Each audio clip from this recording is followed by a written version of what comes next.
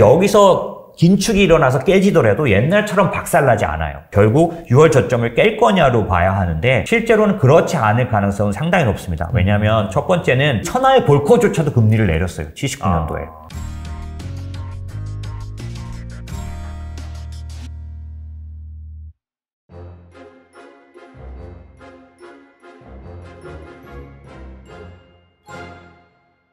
네, 인모스트 투자자문의 장재창 대표님 모셨습니다. 안녕하세요. 안녕하세요. 저희가 예전에 그 줌으로만 이렇게 만나 뵀었는데 네, 이번에 그렇죠. 현장으로 직접 모셔가지고 좀 더 이제 생동감 있게 한번 진행을 해보도록 하겠습니다. 뭐 그때도 상당히 좋은 인사이트 제공해 주셔가지고 저도 참 기억에 남는데 지금 상황 같은 경우에는 그때보다도 시장이 좀 더 어려웠던 것 같아요. 그때가 아마 한 4월 달 정도 그 정도였던 것 같은데 그리고 가장 최근 이슈를 좀 짚어본다라고 한다면 8월 CPI가 이제 발표가 됐습니다. 그러면서 약간 시장이 좀 크게 실망을 하면서 좀 빠졌는데 앞으로 그렇다면 약간 시장의 관전 포인트는 무엇이 될 것인지 궁금하거든요. 네. 우선은 시장이 굉장히 실망한 이유가 앞으로의 모습을 나타낼 텐데 뭐 시장이라고 말하기는 좀 그런데 모르겠습니다. 어떻게 생각하신 거에 따라 다른데 적어도 미국 시장은 그 CPI 나오기 전에 3일간 한 나스닥 기준으로 6% 올랐던 거를 하루에 다 반납했으니까 오늘 아침장에 좀 반등이 나오긴 했지만은 뭐 그 정도로 쇼크가 좀 있었고 근데 그럴 수 있었던 이유가 뭐냐면 시장이 기대했던 게 뭐냐면 CPI가 자동으로 떨어질 거라고 보여지니까 그러니까 지금 뭐 에너지 같은 것들이 많이 가격고 특히 유가 말하는 거죠. 그래서 어떤 기대를 가졌냐면 경제도 연착륙하면서 요즘 이제 최근 한 7월 달부터 반등장이 8월까지 나왔던 그 이유가 사실 지금 올해만 딱 돌아보면 최저점은 6월 달에 있었고요. 미국 시장 기준으로만 말씀을 드리면 S&P 500 기준으로 3,600이 바닥이었었거든요. 그리고 올라왔던 모습들이 이제 뭐 기업 실적도 좋게 나왔지만 앞부분에서 진행됐던 긴축에 대한 어떤 그 긴축의 속도라든지 강도가 어느 정도 줄어들 수 있다라는 그런 기대감이나 사실 뒷부분에 다 왔다라는 것 때문에 올라갔었고 그게 이제 그런 와중에서 유가가 막 내려가고 그러니까 CPI가 자동으로 좀 부담이 적어질 거고 그 다음에 그렇게 되면은 그 연준은 긴축에 대해서 점점 이제 줄여갈 테니까 긴축을 덜 할 테니까 그거 하고 그 다음에 그 사이에 경제 지표들이 좀 좋게 나오면서 기업 실적 경제 지표가 좀 괜찮게 나오니까 연착륙과 그 다음에 그 긴축 완화가 같이 나타나는. 그러니까 사실은 우리 주식시장에서 보통 골디락스라고 말하는 것처럼 최적의 그런 시나리오를 시장이 꿈꾸고 있었고 그게 어느 정도 가시화될 걸로 보여져서 왜냐면 워낙 유가가 좀 뚜렷하게 떨어졌었으니까요. 그래서 요번 그 CPI 발표 때 아예 랠리가 나올 수도 있다. 왜냐면 숫자가 확 떨어지면은 그런 생각을 갖고 3일간 선취매했던 사람들이 그냥 다 같이 이제 그 발표 나오면서 그냥 다 손절하고 막 이런 것들이 반영이 된 것 같아요. 그러니까 이제 제가 이 얘기를 왜 드렸냐면 그럼 크게 보면은 올해 6월 달에 있었던 그 저점 3,600을 아직 깨지는 전혀 않은 상황이고 고점을 갔다가 다시 좀 조금 내려와 있는 그런 상황이거든요.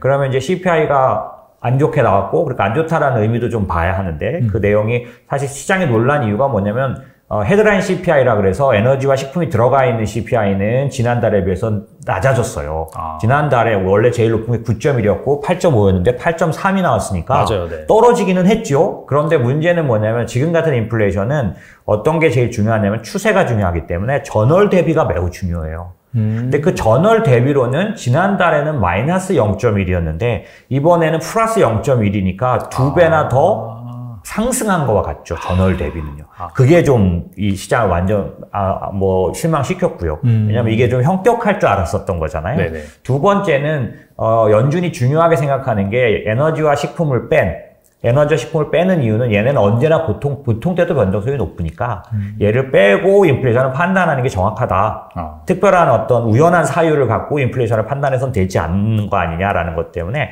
코어 CPI라는 걸 중요하게 생각하는데 연준도 물론 연준이 보는 지표는 PCE라 그래서 개인 소비 지출이라는 걸 따로 보지만 이게 그 코어 CPI하고 상당 부분 이제 연관이 돼 있어요. 그래서 이 핵심 물가 지수라고 말하는 코어 CPI가 굉장히 중요한데 얘는 또 거기다가 더 어떤 정도였냐면 지난번에 5.9였는데 이번에 6.3으로 올라갔고 그게 더 많이 올라갔다. 네, 전월 대비도 0.3이었던 게 0.6으로 아예 2배로 뛰어버렸어요. 그리고 그 내용에 들어가 보면은 거의 광범위한 상승이 있었고 아, 특정 뭐 네네네. 그게 아니라 빠진 거라고는 네, 크게 빠진 거라고는 두 개. 뭐냐면은 항공권 관련된 운송 비용 관련된 네. 이거 정도, 그 다음에 에너지가 빠졌으니까 그거와 관련된 부분만 좀 크게 빠졌고, 나머지는 광범위하게 올랐고, 특별히 서비스 물가가 상당히 올랐기 때문에 보통 이제 물가에 대해서 말할 때 우리가 기대를 하고 있는 게 12월로 갈수록 이제 이 물가 숫자가 낮아지면서 연준이 이제 더 이상 긴축을 하지 않아도 된다는 거를 기다리고 있는 거잖아요. 네, 맞아요. 그러려면 숫자가 내려가야 되는데, 이 숫자가 내려가는 그 강도도 굉장히 중요하죠. 왜냐하면 몇 달 안 남았어요. 올해 말까지. 올해 말까지 연준이 금리 목표를 3.5로 해놨는데, 이제 이번에 다음 주에 나오는 그 FOMC가 굉장히 중요한 이유가 점도표라 그래서 목표를 제시하는 게 매번 나오진 않아요. 근데 이번 달에 나오거든요. 9월 달에. 그러니까 점도표에서 이 올해 12월 말의 목표를 기존의 3.5에서 조정할 건지. 그러니까 지금 같은 분위기로서는 더 높여버릴 것 같아서 두려워하고 있는 거죠. 4% 이상이 나와버린다든지 이런 것들을 지금 두려워하고 있는 거고, 반대로 시장이 기대하고 있는 건 그렇게 안 하려면 CPI 숫자가 뚝뚝 떨어져야 되는데, 이번 인플레이션 지표를 딱 보니까 그러긴 물 건너간 거죠.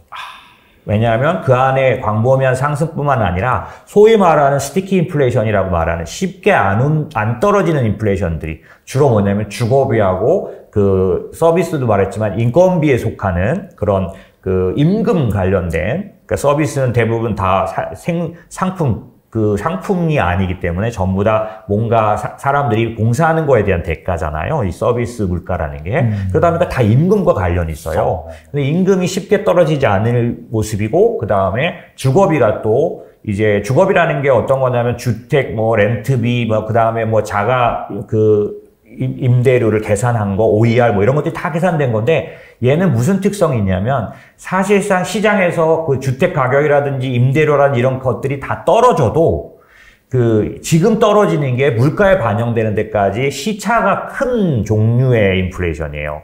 이게 뭐냐면 케이스 실러 지수라고 해서 저희가 주택이라든지 이런 어떤 주택 경기, 그 다음에 이런 그 부동산 경기를 볼 때 중요하게 보는 지표가 있는데, 케이스 실러 지수는 심각하게도 18개월 뒤에나 그게 인플레이션에 반영돼요.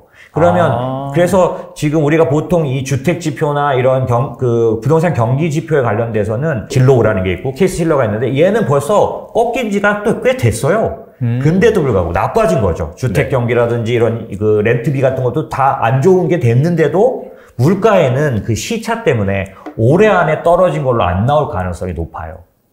근데 약간 좀 이해가 안 되는 게, 네. 사실 그럼 시장도 알 거 아니에요. 예. 이미 뭐 이거는 후행 지표기 때문에 지금 사실 나오는 CPI 같은 경우에는 뭐 그런 부분을 반영을 해서 높게 나오긴 하지만 어차피 나중에 떨어질 텐데, 근데 그럼에도 불구하고 이렇게 쇼킹이 나온다는 것 자체가 약간 연준은 그런 거와 상관없이 뭐 그런 후행 지표라고 하더라도 이 후행 지표가 반영된 물가가 어쨌거나 절대값으로 떨어져야지 뭔가 좀 긴축 스탠스를 끝낼 것이다. 그런 부분 때문에, 사실 그런 의지 때문에 이렇게 빠진다라고 보면 될까요? 그렇죠. 그럼 다 아는데 왜 그러냐라고 하면, 네. 사실 인플레이션은 지금 당장의 숫자보다, 제롬 파월도 여러 번 얘기를 하지만 저도 뭐 20, 30년 이 기간 동안에 금융시장에 있으면서 사실 이런 인플레이션 장세는 20년 내 처음이에요. 그 강도도, 이 정도 강도는 사실은 많이 거슬러 올라가야 돼요. 그래서 자꾸만 비교하는 게 70년대 그레이트 인플레이션이라는 것과 비교할 정도로, 그 사이에는 이 정도 강도의 인플레이션이라는 게 없었어요. 그리고 더군다나 다 지나간 20년은 어떤 지표 단순하게 하나에서 볼 수 없다. 왜 그러냐면 제가 설명드렸던 게 뭐냐면, 인플레이션은 지금 당장 나온 숫자가 이렇게 나왔다가도 예전에 70년대 때도 볼커가 왜 20%까지 올려야만 했었냐면, 사실은 인플레이션이 꺾였다가 다시 올라온 적이 있어요. 근데 그 이유는 사람들의 마음속에 인플레이션이 발생할 거라고 생각하는 기대 인플레이션이라는 게 있는데, 네. 그게 그 인플레이션을 다시 살려내거든요.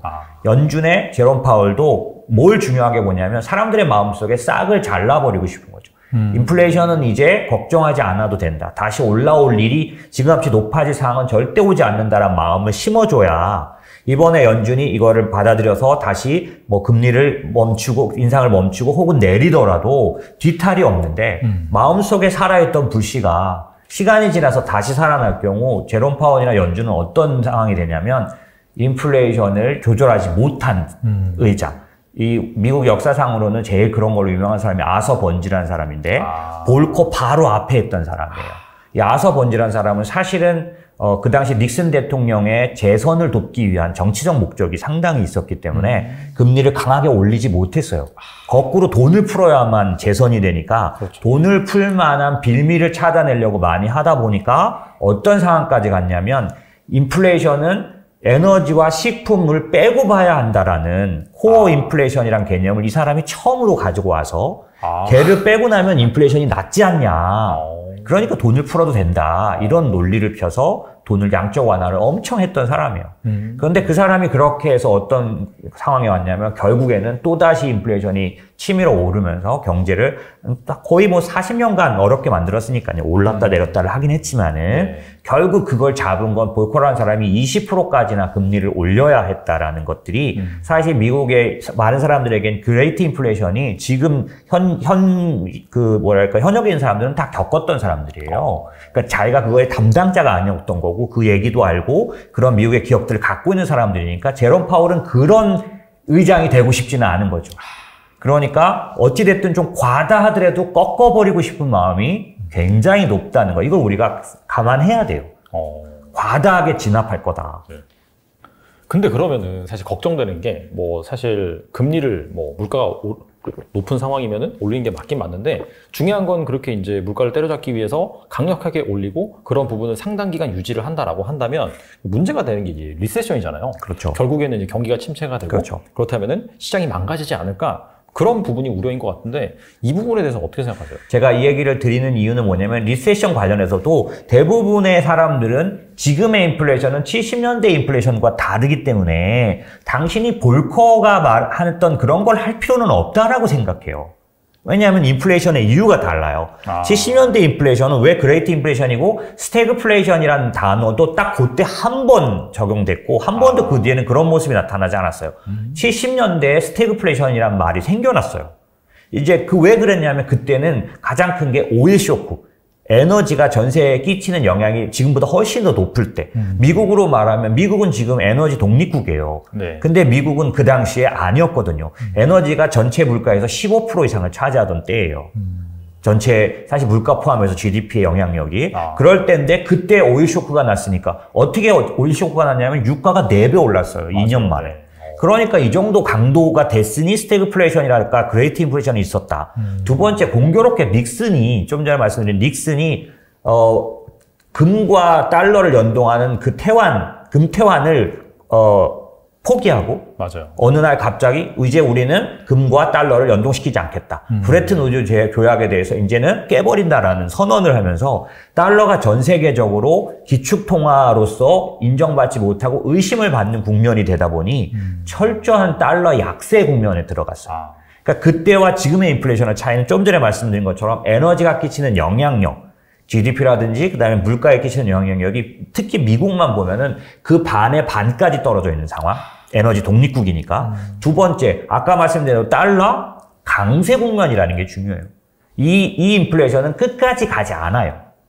그러니까 70년대 나타났던 계속 다시 기어 올라왔던 때는 오일 쇼크가 또다시 나타났거든요. 맞아요. 그 다음에 양적 완화라는 게 지금과 같은 이런 방식이 아니었기 때문에 연준이 무책임하게 돈을 풀었어요. 그 당시는 지금 연준의 뭐 양대 책무 이런 개념이 없었어요. 그렇기 때문에 그런 것들이 달랐기 때문에 인플레이션을 제대로 조절하고 다스리지 못했죠. 하지만 지금 제롬 파월은 그때를 자꾸 소환시키려고 하는 거죠. 그러니까 주변 시장에서는 왜 그렇게까지 과격하게 구느냐. 그렇게까지 할 필요는 없다라고 말을 하는 거죠. 근데 이 사람들이 왜 그렇게 말하냐면 이게 사실 지금 말씀드리려는 건데 지금의 미국만 보면 미국의 경기는 얕은 경기 침체를 가져올 만큼 연준이 과다하게 진압을 하더라도 침체 자체가 깊은 침체가 아닐 수 있는 많은 환경을 갖고 있어요. 아주 주요한 요인들이 특별히 예를 들면 코로나 때문에 우연스럽게도 버블이 발생하지 않았어요. 위기 뒤에 곧바로 나타났잖아요, 이게. 그러니까 위기는 어떤 때 보통 오냐면 레버리지를 많이 쓰는 그런 버블, 그러니까 공급도 과잉이 된, 그러니까 굉장히 좋은 호황 끝에 오거든요. 근데 코로나 때문에 호황이 없었기 때문에 벗어나자 얼마 주식시장은 많이 올라왔지만 나머지 실물 경제는 그렇게 버블을 형성할 틈이 없었어요. 그러니까 여기서 긴축이 일어나서 깨지더라도 옛날처럼 박살나지 않아요. 금융위기 때는 호황의 끝이었기 때문에 심지어 부동산도 뭐 소위 말하는 개박살이 날 정도로 내려갔겠지만 지금은 그런 공급 과잉이나 그런 버블이 없습니다. 그러니까 여기서 긴축으로 마구 올려도 전에보다는 시스템 리스크가 발생하지 않아요. 그냥 무서운 것들이 발생하지 않고 네. 더군다나 지금 이 현재 상태는 인플레이션에 의한 상황이다 보니 인플레이션은 무슨 특징이 있냐면 명목과 실질이 다르다는 특징이 있고 이게 좀 어려운데 간단히 말씀드리면 기업들이 실적을 낼 때 인플레이션으로 인해서 올라온 가격이라든지 모든 그런 시세들이 다 실적으로 반영돼요. 잘 생각해 보시면 네. 인플레이션으로 물건값을 올린 기업들의 실적은 좋아질 수밖에 없는 거예요. 그렇죠. 인플레이션만큼. 그죠? 그러니까 2분기 실적 때도 다 놀랄 만큼 아니 왜 이렇게 기업 실적이 생각보다 좋은 거야? 빅텍으로부터 해서. 사실 이게 뭐냐면 주식 시장에서는 명목 지표와 실물 지표를 실질 지표를 따지는 게 있고 안 따지는 게 있는데 기업 실적은 실질 지표를 따지지 않아요. 명목 지표를 그대로 씁니다. 그렇기 때문에 인플레이션이 가미되어 있는 숫자는 아주 좋게 나올 수 있을 수밖에 없다는 거죠. 인플레이션은 다 높아진 거잖아요. 실질은 거기서 마이너스. 결국 마진은 안 좋아졌을지 모르지만 이 기업들의 판매 가격은 높아져 있기 때문에 매출은 무조건 커질 수밖에 없는 구조인 거죠. 그렇기 때문에 지금 현재 고용도 어떤 지표냐면 실질 지표가 아니라 명목 지표로 움직이는 그런 지표예요. 그러니까 고용도 아직 지금 안 떨어지지 않습니까? 이런 것들이 기본적으로 전체 경제 시장에 아주 심각한 침체를 나타나지 않게 해주는 방어 역할을 해줘요. 침체는 사실은 사람들의 마음에서부터 시작되거든요. 네. 다 기업도 전부 다 투자를 멈추고 그 다음에 그러니까 재고를 떨이를 하고 더 이상 이제 사람을 안 뽑고 이게 다 침체가 사실은 자기들한테 영향을 직접 주는 그런 상황이 되는 건데 숫자가 좋게 나오니까 지금 기업들은 숫자가 좋게 나오니까 막 사람을 자르질 않아요. 그러니까 실업률이 막 올라가지 않고 있는 거죠. 이런 것들 때문에 과거 같으면 지금 연준의 이런 위협 앞에서 침체는 훨씬 더 심각하게 보도되고 수요를 꺾어버렸을 텐데 지금 왠지 이상하게 어정쩡하잖아요. 뭔가 살아있는 것들이 있단 말이죠. 아까 네. 말씀 대표적인 기업 실적, 그 다음에 고용지표 이런 것들이 연준이 저렇게 위협을 하는데도 실제로 지금 몇 프로가 올라왔냐면 2.5%가 올랐어요. 단박에. 뭐 그런데도 지금 이럴 수 있는 이유는 이게 인플레이션 약세장이기 때문에 그렇거든요. 제가 아까 말씀드린 것처럼 우리들의 마음속에 인플레이션에 대한 공포만 잘 조절할 수 있다면 지금 시장은 그렇게 예전처럼 뭐 뻥뻥 나가 떨어지는 시스템 리스크가 쫓아오는 시장이 아니기 때문에 제가 보기에는 침체가 연준 때문에 오기는 올 거예요. 왜냐하면 아까 제가 말씀드린 연준과 제롬 파월의 입장 말씀드렸잖아요. 네. 나중에 자기는 볼코로 기억되고 싶다. 그런 사람이, 그런 연준의 입장이 오랫동안, 지금까지 연준의 역사상 과도하게 진압해서, 침체를 만들었던 적이 훨씬 더 많습니다. 왜냐하면 때 맞춰서 못하는 거죠. 네. 원래 통화정책이라는 건 선제적이어야 되는데, 대부분의 연준의 정책은 후행적으로 따라가면서 이미 침체가 나타났는데 긴축을 해버리고, 이런 상황. 그러니까 잘 맞추지 못하는 거죠. 그런 것 때문에 이번에도 사실은 침체가 올 거로 저는 보는데 아까 말씀드린 그런 인플레이션 약세장의 특성, 그 다음에 코로나 의해 직후에 바로 맞은 위기이기 때문에 이거는 과거 같은 그런 버블에 의한 깊은 침체가 안 온다. 시스템 리스크가 높지 않다라는 것 때문에 얕은 침체로 지나갈 걸로 보여져요. 얕은 침체로 지나간다고 하면 지금까지 통계적으로 보면 올해 6월 달에 조정했던 24%에서 한 27% 정도의 조정이 최대 조정이었습니다. 이번 6월에 지나간 6월이 바닥이 될 가능성이 굉장히 높아요. 그렇다면 약간 그런 애매한 상황인데 그게 이제 시스템적인 리스크로 번질 가능성은 낮기 때문에 뭐 사실상 뭐 여기저기에서 들려오는 얘기를 고려를 하면은 더 폭락한다, 추가 폭락한다 하면서 전저점 깨고 내려갈 것이다 그런 말이 많은데 사실 그럴 가능성보다는 이미 약간 좀 6월에 찍었던 그 정도가 바닥일 가능성이 높다. 그런 차원에서 그렇다면 지금 뭐 더 팔고 그렇다라기보다도 약간 변동성이 심할 때 약간 모아가는 그런 플레이가 오히려 맞겠네요. 네, 종목에 한해서는 그렇고 여러분이 개념을 갖고 만약에 전략을 짜신다면 우선 여러분이 아셔야 될 용어가 있어요. 베어마켓 랠리라는 거죠. 맞아요. 네. 베어마켓 랠리는 정확하게 말하면 지금 우리 시장이 반등이 나오고 있는데 지나간 7월, 8월 달에 반등장을 한번 생각해 보시면 S&P 500 기준으로 3,600까지 내려갔다가 4,200을 넘어서서 움직여까지 갔거든요. 맞아요. 그러면 그 정도 올라갔는데 베어마켓 랠리라는 건 거기서 다시 조정을 할 때 3,600을 깨는 조정을 말합니다. 그런 랠리를 말합니다. 베어마켓 랠리는 뭐냐면 다시 전저점을 깰 거지만 지금 올라가고 있는 거. 이게 베어마켓 랠리예요. 이게 왜 중요하냐면 만약에 지금 그 6월 달에 전저점을 깨는 그런 상황이 앞으로 올 거라면 버티는 게 답은 아니죠. 그렇죠. 왜냐하면 다는 아니고요. 사실 저는 개인 투자자들을 이제 기관 투자자나 이런 분들하고 똑같이 볼 수 없다고 보는데 사실 현재 미국 시장만 제가 데이터를 저희가 보고 있는 데이터를 보면 미국 시장의 주요한 전문 투자자들은 대부분 다 현금을 굉장히 높여놓은 상황이에요. 주식을 굉장히 줄여놓은 상황이죠. 요번에 지나간 연휴 기간 동안 3일 반등에도 마찬가지 기관들은 여전히 참여하지 않았어요. 대부분의 많은 개인들이 참여했고 기관들도 사실은 그 어떤 숏을 좀 줄인 정도? 이런 거였던 거죠. 그걸 다시 CPI 나오면서 재조정하는 정도인 거고 전체적으로 역사상 지금까지 제가 보았던 데이터 중에 주요 기관 투자자들의 현금 비중이 제일 높습니다. 예, 그런 식이니까 제가 보기에는 왜냐면 헤지펀드들을 다 자세히 보는데 걔네들이 지금 주식으로 갖고 있지를 않아요. 많이 현금을 갖고 있습니다. 그 얘기인 즉슨 더 바닥을 보고 있다는 거거든요. 그렇죠. 그렇기 때문에 기본적으로 지금 이 상황에서 그 사람들한테 뭔가 더 바닥을 생각하고 해야 된다라고 할 정도가 아니라 이미 해놓은 상황이고요. 근데 문제는 뭐냐면 개인들이 그들과 같이 움직일 수 있겠느냐라는 거죠. 제가 지금까지 한 20년 정도 이쪽에서 일을 했는데 네. 개인이 그들과 같이 움직일 수 없는 이유가 하나 있는데 그게 뭐냐면 판단을 내리는데 너무 오래 걸려요. 그게 무슨 말이냐면 팔아놔야 되겠다라는 판단을 하는데 너무 오래 걸려서 이미 다 빠진 다음에 팝니다. 그러니까 지금처럼 만약에 6월 바닥이 바닥이라면 네. 지금 같은 때 파는 건 그러니까 쓸데없는 매도가 되는데도 불구하고 개인들은 지금 만약에 지금 더 바닥을 간다라는 말에 두려워서 팔게 되는 일들이 아주 자주 일어나요. 두 번째 매수에 대해서 판단이 느린 게 문제인데 그게 뭐냐면 자기가 팔았어도 다시 시장이 돌아섰기 때문에 내가 판 주식이 내가 판 가격보다 더 올라 있어도 살 수 있어야 되거든요. 그런데 개인은 언제까지 기다리냐면 걔가 떨어질 거야 한 다음에 얘가 아주 멀리 간 뒤에 안 되겠다라고 해서 쫓아가요. 매수도 느린 거죠. 그렇죠. 그게 개인들의 모습이기 때문에 실제적으로 그럼 개인은 어떻게 돈을 벌 수 있느냐라고 하면 대부분은 보유로서 벌어야 합니다. 사고 파는 걸로서는 저는 이건 뭐 많이 부정적으로 말씀하시겠지만 저는 오랫동안 지켜본 개인들의 투자 행태로 보면 대부분은 보유하는 걸로 재산을 늘려가야 된다. 그 덩어리가 계속 커져가는 이거를 싹 팔았다 이렇게는 할 수 없는 존재다라고 생각하죠. 네. 근데 그런 면에서 봤을 때 지금 두 개의 대안을 가질 수 있죠. 뭐냐면 지금 진입하는 사람들 어떤 쪽이냐면 제가 그냥 정해서 말씀드리자면 만약에 연금, 퇴직연금, 그 다음에 자기 연금이 투자 상품 쪽으로 안 가 있다면 그러니까 보험에 들어가 있거나 네. 퇴직연금도 원리금 보장형에 들어가 있다면 지금이 바꾸실 최고의 기회입니다.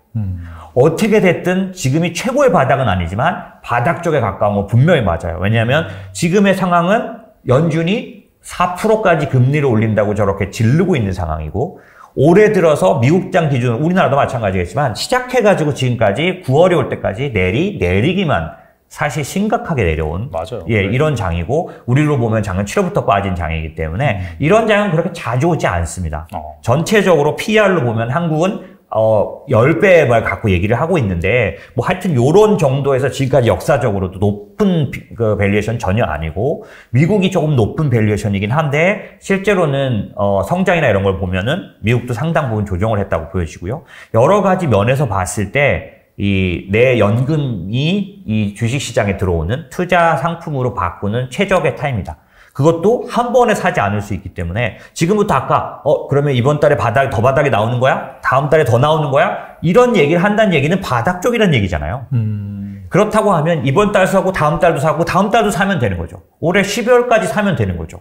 예, 그렇게 된다면 굉장히 좋은 매수를 하게 될 거고요. 신규 진입자라면 네. 기존의 보유자라면 아까 말씀드린 지금의 랠리가 베어마켓 랠리냐 결국 6월 저점을 깰 거냐로 봐야 하는데 실제로는 그렇지 않을 가능성은 상당히 높습니다. 왜냐하면 첫 번째는 이 인플레이션이 뒷부분으로 가고 있다는 생각을 가져야 된다는 거죠. 이게 빨리 떨어지지는 않지만 이미 떨어지는 거에 대한 얘기가 주된 얘기지 갱신하는 얘기가 나오고 있지는 않은 거거든요. 그러면 그 얘기인 즉슨 뭘 말하냐면 연준의 긴축도 이제 시작하는 게 아니에요. 언제까지 더 할 거냐를 보고 있는 거죠. 미국 시장에서 많은 그런 매수자들이 왜 긍정적으로 자꾸 보고 참여를 하냐면 뒷부분이라고 보는 겁니다. 여기서 1%를 더 올리든 얼마를 더 올려도 올해 말까지 올리고 나면 멈출 것은 거의 컨센서스가 되어 있는 거죠. 요번에 CPI가 나오면서 자칫하면 아까 주거비 같은 것들이 늦게 꺼지기 때문에 CPI가 생각만큼 안 떨어진다면 내년 1분기 정도까지 올릴 수 있겠구나. 하지만 올해 12월 말이나 내년 1분기는 한두 달 차이예요. 그 정도지만 그게 마감일 거는 누구라도 생각할 수 있고 그 뒤로는 동결로 가다가 내리든지 할 거고 만약에 경기의 침체 지표 예를 들면 볼컷 때도 ISM 지수가 50 이하로 내려갔을 때는 그 천하의 볼컷조차도 금리를 내렸어요. 79년도에. 그렇게 강성일 때도.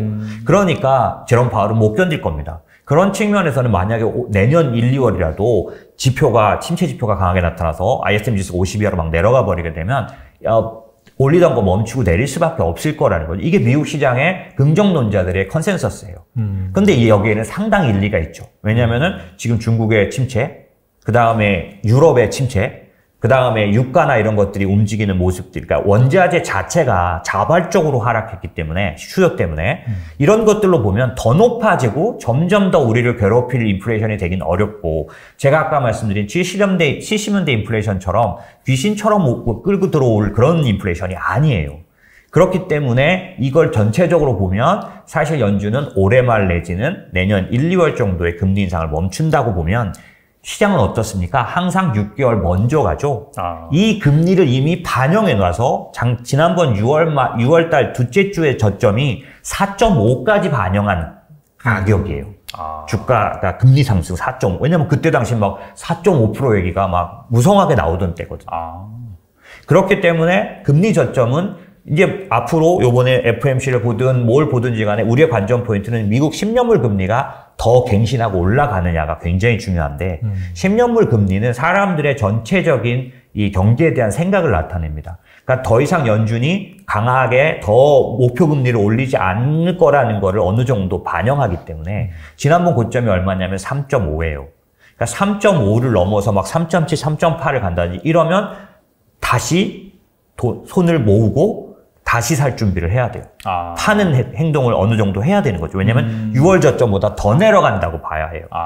그리고 요번 9월달 FOMC에서 점도표 같은 걸 발표했을 때 올해 말 금리, 내년 또 금리를 터미널 레이트라고 하는데 최종으로 연준이 얼마를 보느냐는 굉장히 중요한데 만약에 그 부분이 여러분이 생각할 때 제롬 파월은 한껏 겁을 줄 거기 때문에 요번에 좀 조정을 할 수도 있을 거예요. 높게 부를 수도 있겠죠. 하지만 이거를 채권 시장이 가장 적나라하게 판단합니다. 가장 이성적으로 판단해요. 네. 그래서 점도표의 발표가 나오더라도 채권 시장이 최종 금리를 몇 프로로 반영하는지를 꼭 확인해야 되는 거죠. 지금 현재는 어떻게 나타나냐면 채권 시장, 선물 시장에서 나타나는 금리 선물에서 나오는 시권은 내년 5월 기준으로 4.3%. 이게 터미널 레이트입니다. 네네. 시장이 보고 있는 최종 금리예요. 연준은 사실은 올해 말 3.5지만 내년도 4%를 넘게 보는 것들을 내놨었는데 이번에 점도표를 어떻게 내놓을지 모르겠지만 만약에 심하게 내놓는다면 시장은 상당히 공포에 빠질 거고요. 하지만 여러분이 마지막까지 봐야 할 게 채권 시장. 채권쟁이들이 어떻게 보는지를 보고 아무리 이쪽에서 뻥카를 날려도 채권 시장에서 보는 게 앞으로 우리 시장을 끌어갈 바로미터가 되는 거기 때문에 그런데 만약에 채권 시장의 선물 지표가 4.3이 아니라 4.5, 4.8 막 이렇게 간다면 이건 다시 세팅을 해야 되는 훨씬 더 하락을 보고 이걸 움직여야 하는 상황이다 이렇게 판단하시면 되는 거죠. 제가 좀 정리를 해보면 일단은 뭐 시장 같은 경우에는 현재 이 인플레이션으로 시작된 그런 불확실한 장세기 때문에 이게 시스템적인 리스크로 갈 가능성이 낮다. 왜냐면은 초호황기까지 가다가 사실상 실물 경제가 무너진 게 아니라 그냥 인플레이션 때문에 그 뭐 풀린 유동성 이런 부분에서 이제 발생한 그런 거기 때문에 일단은 그런 시스템적인 리스크는 없다는 그런 가정하에서 방금 말씀하신 6월 달에 이미 저점이 나왔기 때문에 그런 부분들이 다시금 내려갈 가능성은 낮고 그렇기 때문에 지금 이 상황에서 뭐 주식을 사 모으는 그런 타이밍은 맞긴 맞는데 변수가 하나 있는데 그게 이제 9월 FOMC라는 거죠. 그렇죠. 거기에서 이제 점도표가 발표가 되고 그 점도표보다는 채권 시장에서 현재의 점도표를 어떻게 해석을 하는지 그래서 뭐 중립금리를 정말 한 4.5% 이상까지 생각을 한다면 한 번 더 약간 흔들릴 수가 있다. 그렇죠. 그런 부분들을 좀 감안을 해서 추천하면 되겠네요. 그러니까 제가 빠뜨려서 잠깐 간단히 보완을 한다면 네. 왜 6월을 저점을 자꾸 너는 저점이라고 보느냐, 바닥이라고 하느냐라고 하는데 지금까지 지나간 20년 동안의 침체장은 연준의 긴축장은 어떤 의미였냐면 경기가 좋아질 때 그거를 막기 위해서 그거를 조절하기 위해서 금리를 올리는 장이었어요. 그러니까 결국 금리가 경기와 같이 움직이는 장이었는데 지금은 20년 동안과는 정반대로 인플레이션 때문에 금리를 올리는 장입니다. 그렇죠. 그러니까 이건 완전 다른 얘기예요. 인플레이션 때문에 금리를 올리는 장에서는 시장이 금리와 반대로 움직입니다. 떨어져야 주가가 올라요. 경기가 좋아질 때 금리가 올라가는 장은 금리가 올라갈 때 주가가 같이 올라갑니다. 하지만 인플레이션 약세장은 금리가 상승을 멈추고 내려가기 시작해야 추세적인 상승이 가능해요. 그런 시장에서는 반드시 금리 고점이 시장 바닥과 일치하는 경향을 갖고 있습니다. 그래서 6월 달에 그 금리 고점이 10년물 금리 고점을 지금 바닥으로 자꾸 보는 이유는 70년대에 몇 번이나 똑같은 모습이 나타났어요. 인플레이션 약세장에서는. 그렇기 때문에 저희는 그 바로미터를 과거하고 다르게 금리가 떨어지기 시작하면 그러면 이거 연준이 조절하는 금리가 아니라 시장이 보는 아까 제가 보는 채권의 전문가들이 보는 금리가 이 정점을 쳤으면 이제 더 이상은 더 바닥은 생각하지 않아도 되는. 왜냐하면 말씀드린 것처럼 금리가 밸류에이션을 반영해요. 왜냐하면 이거는 네. 모든 주식의 가격의 밸류에이션에 금리가 올라간다는 리스크를 반영하는 장세이기 때문에 최고 금리가 최고의 낮은 밸류에이션을 나타내주게 되어 있는 거죠. 그래서 올해 상반기에 전초 터미널 레이트로 4.5%를 반영했다면 사실은 제가 보기에는 최대 금리를 반영한 거고 저는 왜 그렇게 생각하냐면 미국은 4.5 이상을 견딜 힘이 없습니다. 거기 가면 어떤 때 2019년도에 제롬 파월이 금리 인상을 발표했다가 2018년 12월에 경기가 무너지면서 2019년도에 바로 금리를 3번이나 내렸어요. 이런 것처럼 어느 임계점에 가면 무섭게 무너져 내립니다. 연준도 그걸 알고 있어요. 그렇기 때문에 4.5, 5.0 절대로 못 가는 거죠. 왜냐하면 그 근거는 뭐냐? 이 몇십 년간의 자본시장은 어떻게 유지되었냐면 망해야 하는 기업을 양적 완화로 끌어안고 살려서 넘어왔어요. 위기를. 금융위기 잘 생각해 보시면 그 수많은 미국의 기업들을 살렸잖아요. 돈을 넣어서. 그리고 코로나 생각해 보시면 코로나 때 제일 기억나는 거 뭐냐면 연준이 바로 나타나가지고 SMCCF라는 거 만들어서 정크본드를 사주겠다. 정크본드를 사준다는 건 망하는 기업을 망하지 않게 하겠다는 거잖아요. 왜 연준이 그렇게 하냐면 내버려두면 시스템 리스크 때문에 다 같이 망하니까. 그랬던 거잖아요. 근데 이게 좋은 거였지만 수십 년간 그 양적 완화가 진행되면서 미국의 경제 체질은 좀비 기업이 일정 부분 차지하는 일정 부분의 금리를 견디지 못합니다. 우리도 만약에 영끌을 했다든지 이런 B2를 했다든지 했을 때 그 금리 임계점이 다르잖아요. 다르죠. 그죠? 내가 얼마큼 빚을 썼냐에 따라서 1%, 2% 올라가는 게 힘든 게 달라지잖아요. 그런 것처럼 미국 경제도 상당히 그런 식으로 형성돼 왔기 때문에 금리가 4%냐 5%냐 5%대를 견디지 못하는 경제예요. 당연히 4%대를 갈 때 신흥국 중에 몇몇 곳은 나자빠지게 돼 있는 거죠. 약한 고리는 먼저 터져 나오는 거죠. 그래서 지금 신흥국들이 부도가 나는 거고 여기서 연준이 조금 더 강하게 가버린다면 상당 부분 많이 우려스러울 겁니다. 유럽조차도 이탈리아 같은데 위험하다고 얘기하는 이유가 그런 거잖아요. 그러니까 그런 것들이 나타날 거라서 여러분이 생각하는 것처럼 연준이 지금 막 과다하게 이 립서비스로 말하는 것처럼 그렇게 계속해서 올릴 수는 없다. 결국 중간에 바로 내릴 수밖에 없을 거라서 사실은 물가가 낮아지기 때문에 알아서 내리든 알아서 멈추고 내리든 아니면 지표가 심각하게 나와서 내리든 아까 말한 미국의 컨센서스로 가진 긍정론자들이 보기에는 거의 끝에 가까웠다. 여기서부터 얼마 더 가지 못할 거라는 거고 최종금리는 이미 우리가 다 알고 있지 않느냐. 그래서 시장에 반영하지 않았냐라는 생각을 갖고 있는 거죠. 지금이 오히려 매수 적기인 거죠. 이 모든 게 풀리는 내년 초 1분기가 아니라 이 두 번째 바닥에서는 사줘야 되는 거죠. 지나간 5년 동안 제가 그쪽을 계속 투자하고 추적해 왔는데 이렇게 싸게 주어진 기회는 사실 많지 않으니까요. 지금 반도체 쪽 좀 섹터에 대해서 좀 여쭤보고 싶은데 사실 뭐 경기 침체 같은 경우에는 방금 말씀하신 것처럼 아직까지 뭐 시스템적인 리스크 관점에서 오지 않았다라고 말씀하셨는데 이 필라델피아 반도체 지수를 보면은 너무 맞았어요. 그러면서 이미 뭐 어느 정도 경기 침체를 상당히 반영한 것이 아니냐라고 볼 수 있는 부분인데 거의 뭐 고점 대비 30% 넘게 빠졌죠. 그래서 유독 이렇게 부진한 모습이 무엇이고 그런 관점에서 뭐 삼성전자라든지 뭐 TSMC, 엔비디아 이런 국내 반도체 주식을 어떻게 보시는지 좀 궁금합니다. 반도체 업종은 좀 집중하셔서 보실 필요가 있습니다. 왜냐하면 중장기적으로는 굉장히 큰 가치를 가진 기대할 수 있는 업종이면서 섹터면서 반대로 이중적으로 지금은 위험을 갖고 있기 때문에 이 요인을 이해한다면 자기가 단기 투자자라면 피해야 하고 그다음에 중장기 투자자라면 심각하게 해볼 만한 업종인 거죠. 두 가지 면에서 나타나는데 첫 번째는 뭐냐면 지금 현재 글로벌을 움직이고 있는 커다란 흐름이 있습니다. 정치적이기도 하지만 국가적인 흐름 중에 제일 큰 게 뭐냐면 코로나로 인해서 야기되긴 했는데요. 글로벌 밸류 체인이 재편되고 있어요. 그건 무슨 얘기냐면 반도체로만 말씀드리면 미국은 전형적으로 반도체 설계만 하는 나라였습니다. 반도체 생산은 그래서 대만, 한국, 일본에 가 있었고요. 생산 시설이. 그 다음에 중국에도 만들어져 있었는데 전형적으로 미국은 자기네들의 그 달러를 구매해주는 나라를 성장시키는 방법으로 기술을 이전시켜주는 방법을 사용해왔습니다. 80년대에 일본이 자기네를 기술로 위협했을 때 일본을 눌러서 그거는 뭐 프라자 합의라든지 이런 걸 통해서 일본이 잃어버린 30년, 20년에 들어가게 만든 그 엔화 강세에 의해서 일본을 눌러버리는, 그러니까 G2가 됐을 때 일정 수준이 되면 G2를 눌러버립니다. 당연히 지금 G2는 중국이니까 중국을 누르는 것처럼 80년대에서는 일본을 없애버렸는데, 눌러버렸는데 그때 반도체 산업이 한국의 기회가 됐던 거예요. 그때 당시는 모든 반도체 산업은 일본이 잡고 있었습니다. 심지어는 설계조차도. 그런데 가장 중요하다고 생각하는 설계만 미국에 남겨두고 나머지들을 다시 한국과 대만으로 이전시켰죠. 그래서 지금의 반도체 밸류체인이 만들어져 있는 거예요. 중요한 건 뭐냐? 미국이 그런데 자각하기 시작했다는 거죠. 이번에 코로나 때를 경험해 보니까 일단은 중국을 보니까 이놈이 첨단 기술을 갖고 우리를 위협할 수 있구나. G2로서. 그런가 하면 코로나 때 보니까 밸류체인이 우리 쪽에 있지 않으니까 심각한 취약성을 갖는다. 이거는 유럽의 에너지 사태로도 모두가 알게 된 거죠. 이렇게 휘둘려서는 안 된다. 라는 생각이었고, 더군다나 미국 같은 경우는 정치적으로 어떠냐면 중산층의 그런 어떤 욕구가 뭐냐면 일자리예요.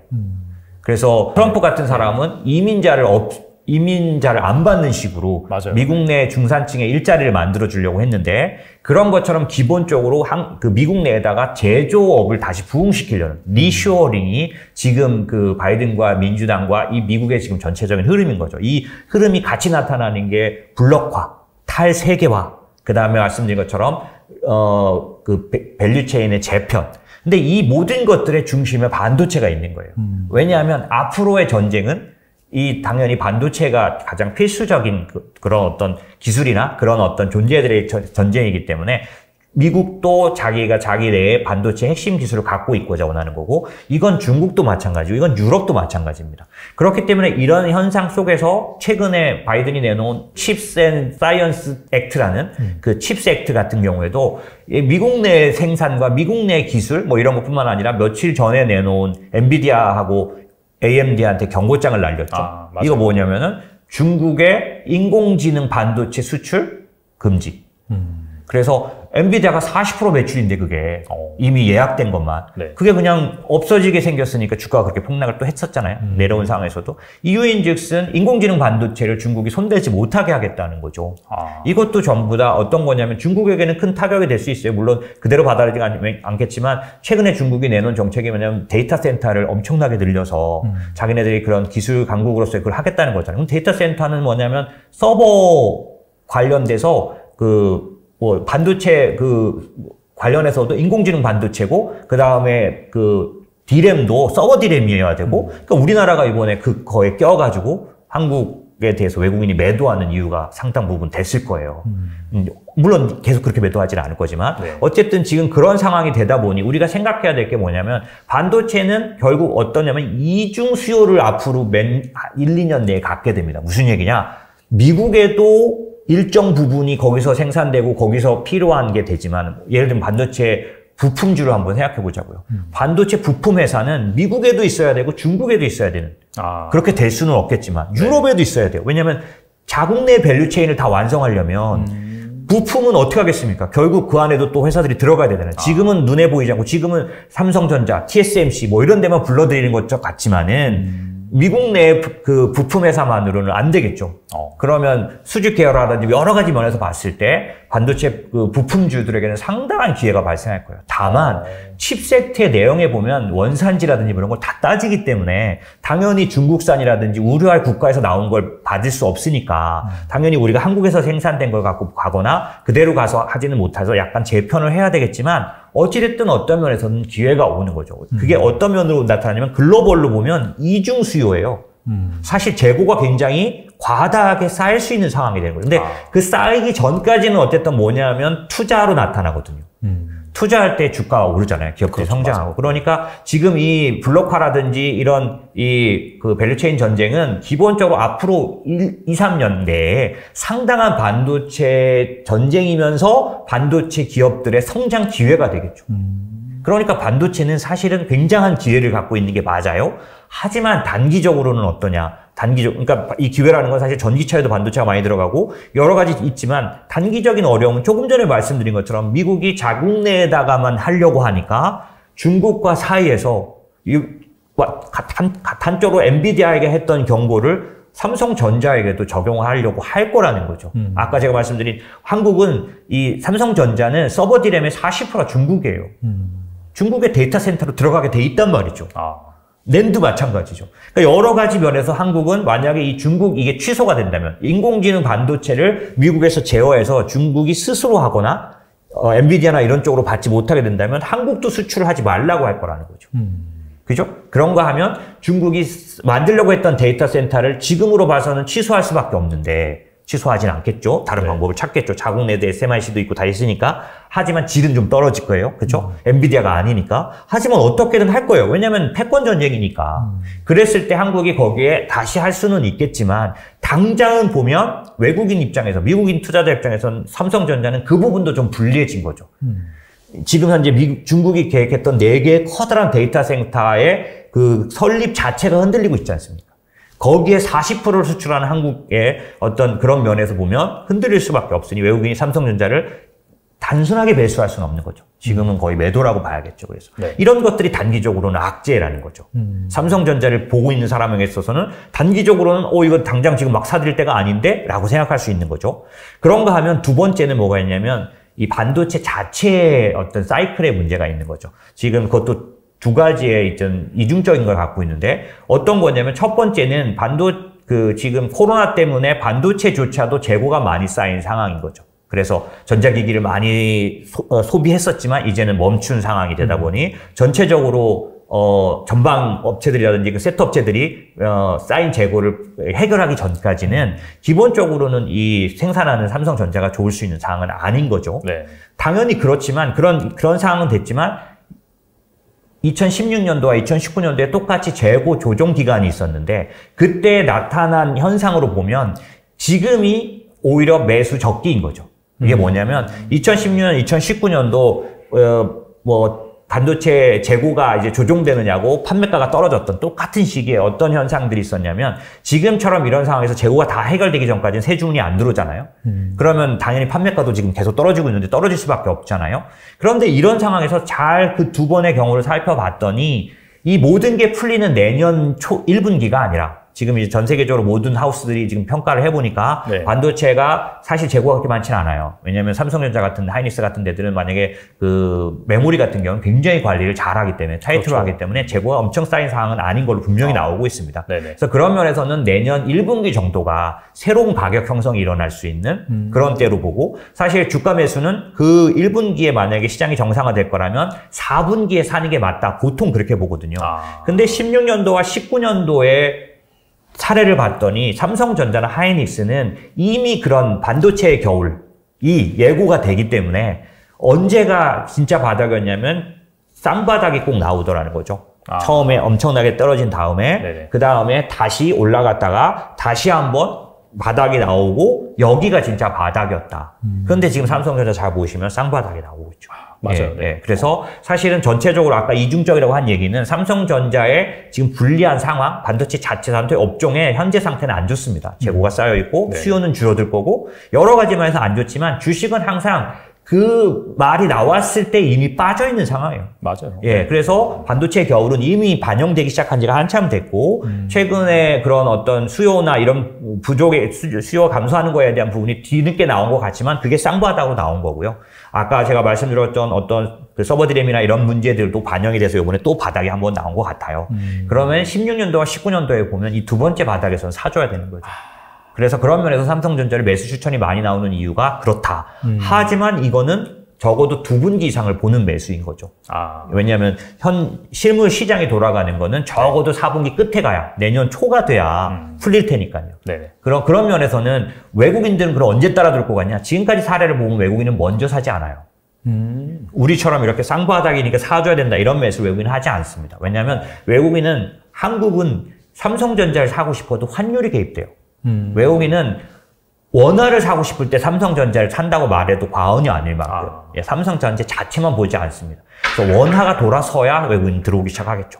그런 측면에서 보면 달러 약세로 전환된 정도가 돼야 그때는 사실 삼성전자도 매력적인 게 되겠죠. 환율과 같이 움직이면. 그 시기는 지금보다는 적어도 한 분기 정도는 뒤를 볼 수밖에 없는 거죠. 왜냐하면 지금의 달러 강세는 실제로 미국이 워낙 좋은 상황이어서라기보다는 아시다시피 유럽이 안 좋고 일본이 약세를 가져가고 그 다음에 미국이 긴축을 강화할수록 당연히 안전자산으로서의 달러 위치가 세지면서 이 달러 강세가 풀리는 거는 적어도 앞으로 한 분기 정도는 더 봐야 할 걸로 보여지고 지금까지 역사적으로 달러 약세는 언제 시작됐냐? 대부분 다 연준이 명확하게 긴축을 멈춘다는 선언을 언제부터 멈춘다는 게 나오면 그때부터 분명하게 달러 약세로 들어갑니다. 그러니까 올해 말이 되더라도 연준의 긴축이 명확해지거나 혹은 그 중간에 어떤 코멘트를 통해서 이런 점도표나 이런 걸 통해서 긴축이 멈추는 게 어느 정도 알려지면 그때부터는 달러가 약세로 들어가니까 달러 약세를 들어가면 사실은 이제는 최우선 매수가 될 가능성이 높죠. 아까 다른 이유들 때문에. 그러니까 신흥국이라서 떨어져 있는 거, 그러니까 달러 때문에 떨어져 있는 것도 있는데 반도체 같은 경우는 미리 그거에 의해서 내려간 부분이 있기 때문에 사실 외국인들이 한국을 사고 싶다는 뜻과 그중에서 삼성전자를 반도체로서 사고 싶다는 뜻이 겹치기 때문에 이때는 아주 강력한 매수가 들어올 가능성이 충분히 있죠. 다만 그게 아주 가까운 지금 바닥이니까 들어올 거다. 외국인도 사지 않겠냐. 이거는 좀 아니다. 이렇게 생각할 수 있고요. 그러면 제가 말씀드린 걸 정리해서 그럼 투자 의견으로 드리자면 둘 다 아까 말씀드린 것처럼 반도체의 중장기적인 커다란 기회가 그 탈세계화와 블록화 때문에도 나타나고 있으니 반도체는 집중해야 하는데 지금 단기적으로 나타난 이런 현상들 때문에 삼성전자를 만약에 매수하고자 하는 사람이라면 저는 지금 오히려 사야 한다라고 하는 쪽이고요. 하나 더 제가 추천드리고 싶은 건 삼성전자를 좋게 보지만 하나 더 추천드리고 싶은 건 중장기적으로 밸류체인이 재편되면서 나올 수 있는 반도체의 기회는 삼성전자 하나만의 기회보다 훨씬 클 거다. 얘를 수혜를 입으려면 제가 추천드리고 싶은 건 반도체 업종 전체를 투자하는 게 좋다. 왜냐하면 그 안에서 엔비디아가 지는 해가 될 가능성은 현재로서는 낮지만 인텔이 지는 해가 될 가능성은 현재는 많이 현저하게 보여요. 네, 맞아요. 하지만 미국의 정부가 밀어주는 기업, 왜냐하면 파운드리는 유일하게 개가할 수 있기 때문에 그런 것들이 혹시라도 변수로 나타난다면 우리의 생각과는 다르게 인텔이 좋아질 수 있습니다. 그러면 만약에 업종 전체, 섹터 전체를 투자하는 반도체 지수 ETF를 만약에 투자해 놓으면 어떤 논리가 있냐면 이기는 편이 내 편이 되는 거예요. 살아남는 기업이 나에게 이익을 돌려주지 그중에 어느 게 꼭 정상에 가야만 하는 게 아닌 거죠. 그런 측면에서는 자동차용 반도체도 같이 투자할 수 있고 그 다음에 사실상 이 반도체의 다양한 영역들이 생겨나고 있는데 인공지능 같은 경우 인공지능 반도체도 커지고 있는데 이런 부분들을 우리가 하나하나 체크해서 사는 것보다는 전체적으로 중장기적으로 투자하는 데 있어서는 반도체 업종을 사주는 게 지금 30%나 떨어져 있다고 말씀하셨는데 그게 싸게 살 수 있는 기회였다. 왜냐면 지나간 5년 동안 제가 그쪽을 계속 투자하고 추적해 왔는데 이렇게 싸게 주어진 기회는 사실 많지 않으니까요. 그런 측면에서는 중장기적인 자금이라면 반도체 업종은 적극 추천드리고 싶다. 이렇게 말씀드릴 수 있죠. 알겠습니다. 기술의 융합에 의해서 커브를 그리는 곡선이 나올 거라고 보는 거죠. 가장 빠르게 성장할 것 같거든요. 그렇게 장기를 생각 안 하셔도 3년 정도 보시는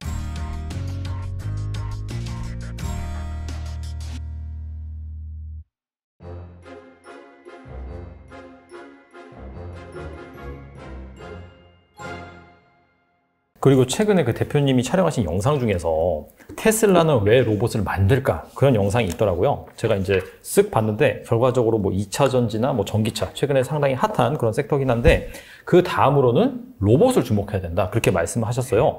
이 이유에 대해서 말씀해 주시면 좋을 것 같습니다. 네.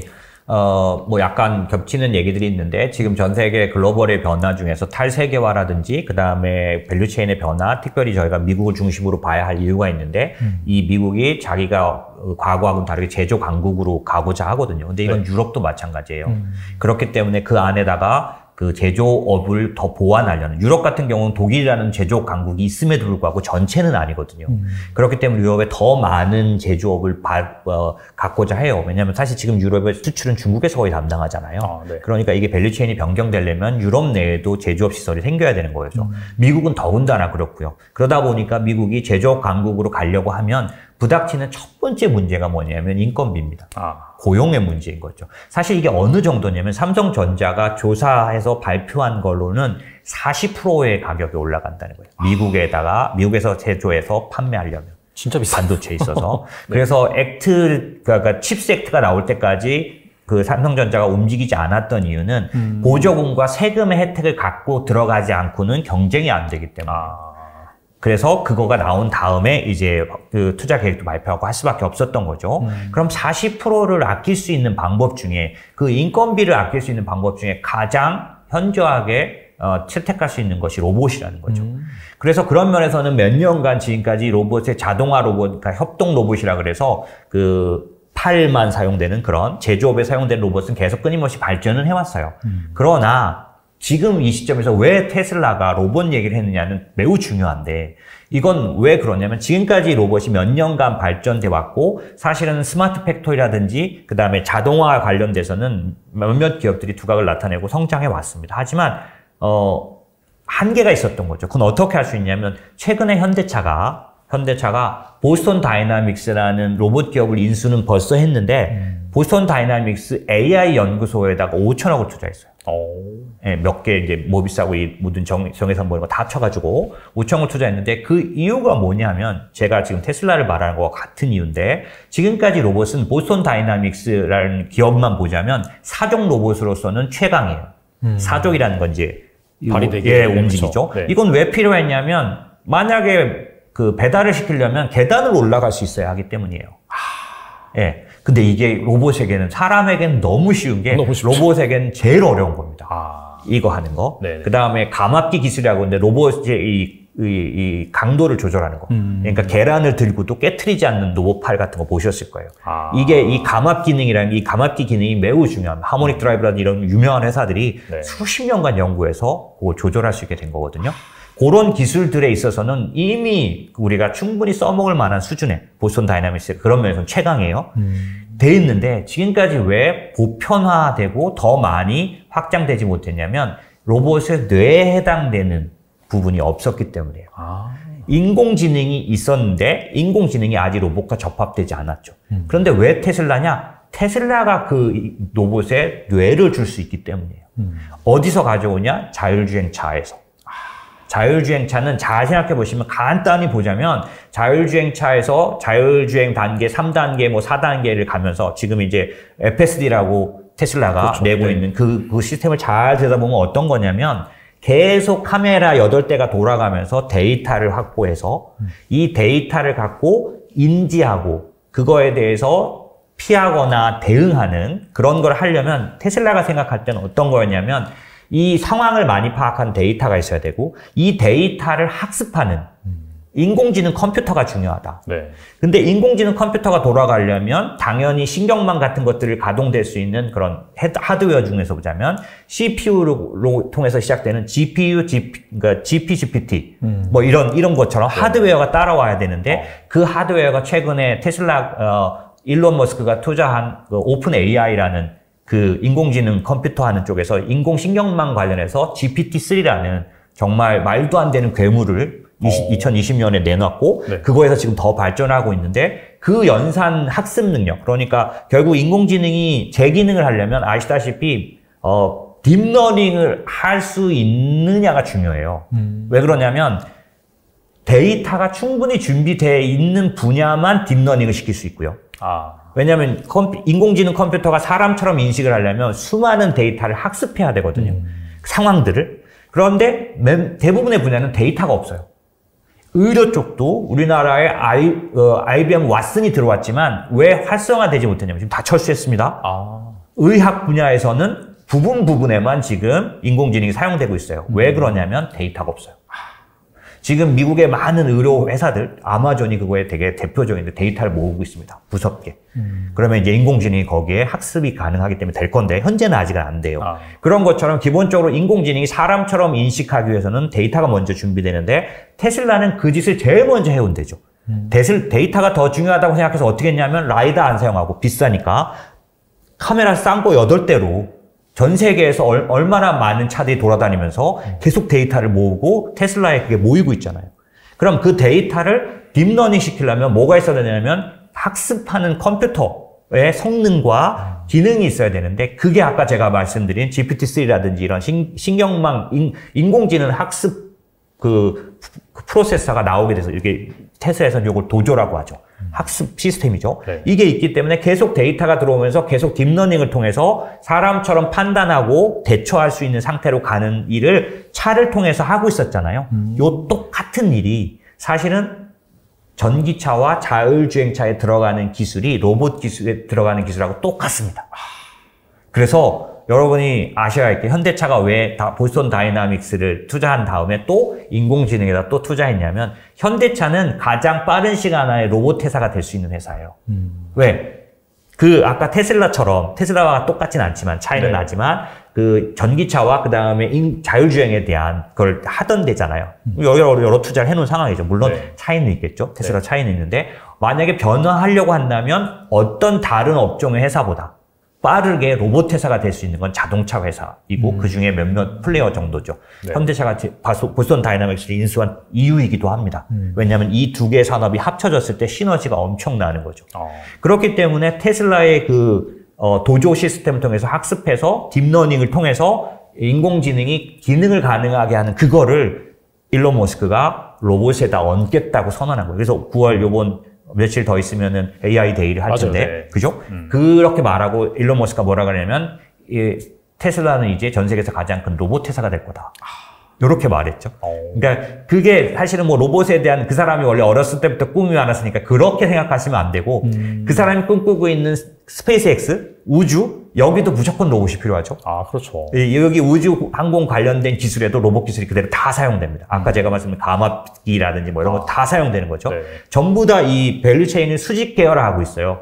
일론 머스크 무서운 사람이죠. 이게 만약에 지금 같은 인플레이션 시대라면 최고의 경쟁력입니다. 그러네요, 진짜. 그래서 뭐 예를 들면 그 전기차 만드는데도 그 부품조차도 거기에 들어가는 그런 원재료조차도 전부 다 수직 계열화하고 있잖아요. 광산을 다 사고 막 하고 있으니까 이건 무서운 사람인 거죠. 어쨌든 이런 일들이 일어나는 데 있어서 이 로봇 산업은 테슬라가 가져다 준 뇌 때문에 실제로 빠르게 이제 일반화될 수 있다. 우리가 기술 투자를 할 때, 기술에 대한 투자를 할 때 중요한 게 뭐냐면 이 기술이 보편적인 어떤 제품화 될 수 있는 단계에 가 있느냐를 봐야 돼요. 특별한 수요에 의해서만 팔릴 때는 아무리 그래도 대수가 작고 특별한 수익만 발생하는 거죠. 좀 더 광범위한 수요를 만드는 그 시기에 들어가는 게 굉장히 좋은데 로봇은 이제 그 시기를 앞두고 있는 거죠. 왜 그러냐면 간단히 아까 제가 말씀드린 탈세계화나 블록화를 보면 미국이 제조 강국이 되려고 하는 건데 이건 유럽도 마찬가지고 그러다 보면 이 미국의 지금 독특한 특징이 뭐냐면 앞에서도 얘기했지만 이런 불경기가 오고 있는데도 실업률이 높아지질 않아요. 이게 무슨 말이냐면 예전처럼 사람들이 일자리로 나오고 있지 않다는 거고 트럼프에 의해서 이민도 금지됐었기 때문에 미국은 전체적으로 일자리가 부족한 상황인 거죠. 그런데 여기에 만약에 제조 기업들을 많이 예를 들어서 삼성전자가 몇 개를 세울 거고 그 다음에 또 LG 솔루션이 가가지고 또 몇 개를 세울 거고 다 사람을 뽑을 건데 그거 한국 사람을 데려갈 것도 아니고 다 미국 사람을 뽑을 거 아니겠습니까? 그러면 미국은 앞으로도 계속 사람이 부족한 거죠. 사람이 부족해진다면 인건비는 더 올라가게 돼 있는 거죠. 그렇지 않겠습니까? 그러면 그 사람들을 다 채용해서 하려면은 기업이 마진을 많이 양보해야 될 거 아니에요? 이걸 벗어나려면 로봇이 훨씬 더 빠르게 다가올 거라는 거고, 비용 면에서 보면. 네네. 두 번째는 테슬라가 굳이 선언한 게 뭐냐면, 2020년, 그러니까 30년까지 2천만 대를 약속했는데, 지금 연 생산 기술이 1,000만 대가 안 돼요. 그러니까 턱도 없죠. 앞으로 8배를 더 해야 되니까. 그걸 하려면 로봇이 반드시 개입돼야 된다라고 결론을 내린 걸로 저는 보여지거든요. 근데 이게 가능한 이유가 아까도 말씀드린 것처럼 뇌가 생겼기 때문이에요. 그냥 공장에다 로봇을 넣는다고 하는 거 아니고 그런 건 지금도 많아요. 근데 그렇게 맡길 수 있는 부분이 일이 부분적입니다. 거의 지금 말하는 그런 테슬라의 뇌에 해당되는 기능, 인공지능이 제대로 좀 돌아가는, 그렇다고 해서 인간처럼은 아니지만 내로 어떤 그 인공지능이에요. 그러긴 하지만 그 정도는 돼야 그래도 부분을 맡길 수 있거든요. 테슬라는 그 기술을 갖고 있기 때문에 그거에 대해서 적극적으로 뛰어든 거고, 이게 제가 볼 때는 기술의 융합에 의해서 커브를 그리는 곡선이 나올 거라고 보는 거죠. 빠르게 이게 일반화되고 수요를 만들어낼 거로 보는 거죠. 그게 아까 미국이나 유럽이 제조업 국가로 가는 거 흐름과 같이 만난다면 사이즈가 크게 발생하겠죠. 지금까지의 왜냐면 지금까지는 제조업 국가들이 로봇을 가장 많이 썼어요. 한국이라든지 그렇죠. 중국이라든지. 근데 이게 선진국인 미국과 유럽으로 갈 거 아니겠습니까? 그럼 소모량도 많은, 소비량도 많은 그쪽에서 이제 훨씬 더 많이 빠르게 발전시킬 거라는 거죠. 그럼 기존의 로봇 기업들에 대해서 우리가 좀 투자를 해놓을 필요가 있고, 지금 말씀드린 것처럼 그 로봇을 투자하는 방법들은 기업으로도 할 수 있고, 그 다음에 ETF로도 할 수 있는데, 네. 기업으로 투자할 수 있는 방법으로는 사실은 조금 더 생각을 좀 바꿔가지고, 네네. 예를 들면, 일반적인 원래 로봇 기업은 네. 일본에 제일 많습니다. 맞아요. 네. 전통 강국이에요. 그래서 일본 기업들은 키엔스라든지 파낙이라든지 야스카와 같은 이런 기술을 가진 회사들이 많고, 네. 그런가 하면은, 아까 제가 말씀드린 현대차라든지, 그다음 이런 보스턴 다이나믹스를 투자하는 테슬라, 엔비디아 이런 데가 다 로봇 기업으로서 투자가 가능하겠죠, 앞으로는. 근데 그런 면에서 보면, 중요한 건 뭐냐면 제가 생각할 때 미국을 좀 집중할 필요가 있어요. 가장 빠르게 성장할 것 같거든요. 네. 그럼 미국의 로봇 기업으로 좀 유명한 데들은 그냥 누가 뭐래도 테라다인입니다. 테라다인이라는 기업이 가장 유명하고, 네. 그 다음에 이제 우주 로봇, 아까 제가 말씀드린 막서 테크놀로지라는 데가 있어요. 이런 데들은 지금 좀 보시는 게 좋으실 수 있고요. 그것보다 훨씬 더 좀 광범위한 투자로는 로봇 ETF들이 꽤 나와 있어요. 한 4개 정도 나와 있는데, 제가 추천을 드릴 수 있는 건 2가지인데, 하나는 뭐냐면 아까 제가 로봇 기술은 일본이 좀 많다고 말씀드렸잖아요. 네. 그래서 그 전체 투자한 기업 중에 일본 기업이 50% 이상 되는 ETF가 있고요. 미국 기업으로만 거의 구성되어 있는 ETF가 있는데, 아까 일본 기업이 많이 포함되어 있는 게 뭐냐면 글로벌엑스라는 운영사가 내온 그러니까 BOTG라는 티커로, 얘는 일본 기업이 50% 이상 되기 때문에 만약에 일본 주식시장이 떨어지면 같이 떨어져요. 그런 단점이 있고, 네. 하지만 로봇에 대해서는 정통의 투자가 될 수 있고요. 두 번째, 또 하나는 이제 어떤 회사냐면은 ROBO라고 약자를 쓰는, 얘는 미국 기업으로 위주로 되어 있어요. 그러니까 로봇을 투자할 때 이 2개 중에서 골라서 투자를 해 놓으신다면, 제가 생각할 때는 몇 년 전에 로봇 기업을 살 때하고 지금은 좀 상당히 많이 달라져 있기 때문에, 이 정도 되면 사실 그렇게 장기를 생각 안 하셔도 한 3년 정도 보시는 이런 정도면 충분히 될 것 같다. 이렇게 말씀드릴 수 있죠. 알겠습니다. 가장 좋은 그런 투자 기간은 5%에서 10%일 때. 이때 가장 드라마틱한 상승들이 나타난다. 심플로 보면 가장 적합한 투자 구간에 들어가 있는 거는 한 2, 3년 내에 20%를 바로 달성할 것 같아요. 그리고 지난번에 나와주셔서 기술주 중에서 이제 단기간에 크게 성장할 종목, 섹터로 사이버 보안 관련주랑 그 다음에 이제 로봇 쪽 말씀해 주셨어요. 그래서 네. 로봇을 방금 다뤘고, 근데 이제 그 이후에 주가 추이를 보니까 진짜 이 사이버 보안 관련주들이 상당히 시장이 불확실하고 기술주 안 좋고 했음에도 불구하고 잘 버티더라고요. 그리고 대표적으로 국내에 그 상장된 ETF 하나 있거든요. 타이거 글로벌 사이버 보안. 네. INDXX. 네네. 이것도 사실 2월 말에 상장됐는데 오히려 그때보다 가격이 높아요. 네네. 그만큼 잘 버텼다라고 볼 수가 있는데, 지금 같은 상황에서도 좀 괜찮을까요? 그러니까 지금 시장의 관점이 뭐냐면, 올해 들어서 조종은 금리가 많이 높아질 거를 반영해서 할인해서 주가가 빠진 거이거든요. 네네. 그래서 기술주 위주로 빠졌고요. 왜냐하면 금리에 제일 민감한 업종, 성장주기 때문에 금리가 많이 올라갈 거면 더 많이 할인받아야 되니까, 기술주 업종 중에서 특별히 좀 수익성이 뒤에 발생하는 그런 좀 장기적인 기술들은 아주 많이 80%, 90%까지 떨어졌어요. 그런가 하면은 전체적으로 한 50% 이상 하락을 했는데, 기술주들이.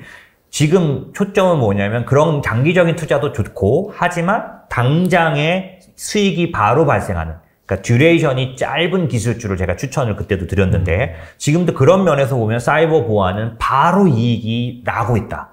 그 다음에 그 수요는 아까 미국에 대해서 말씀드린 여러 가지 그런 탈세계화라든지 이런 모든 블록화라든지 패권 전쟁이라든지 이런 것들의 최첨단이 사이버 전쟁이다. 왜냐하면 러시아와 우크라이나 전쟁이 터졌는데 이미 이때 러시아는 사이버 공격을 했어요. 아, 맞네요. 네네. 그러니까 지금은 물리적인 그 전쟁과 사이버 전쟁이 항상 같이 가니까 이 수요는 이미 지금 이제 말씀드린 것처럼 이 블록화라든지 신냉전은 그걸 아주 강화시킨 거잖아요. 그래서 우리가 하나의 테마로 방위산업들을 지금 투자하고 있는데 저도 좋게 봐요. 글로벌 방위산업 업체들을. 근데 왜냐하면 이 긴장감은 미국이 더 조장하고 있거든요.